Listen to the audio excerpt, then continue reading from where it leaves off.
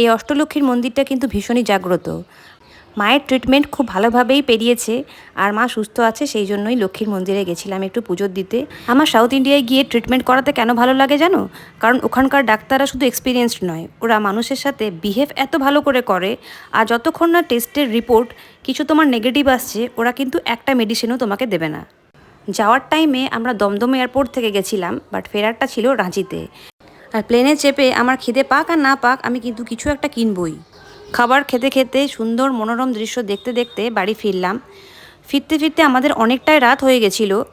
তবে প্লেনের থেকেও এই রোড ট্রিপটা ভীষণ বীভৎস সুন্দর ছিল, কারণ রাস্তাটা এত সুন্দর আর আশেপাশের দৃশ্যটা এত সুন্দর যে রাত বলে তোমাদেরকে দেখাতে পারছি না। চারিদিকে শুধু পাহাড় আর পাহাড়। মাঝখানে একটু দাঁড়িয়েছিলাম খাবার খাওয়ার জন্য। অনেকটাই রাত হয়ে গেছিলো। এদের একমাত্র এই রেস্টুরেন্টটাই দেখলাম খোলা আছে, বাকি সব ক্লোজড হয়ে গেছিলো। তো ওখানে ঢুকে চটপট আমরা অর্ডার করে দিয়েছিলাম। আমি নান, পনির আর সাথে নিয়েছিলাম গোবি মাঞ্চুরিয়ান আর সাথে একটু স্যালাড।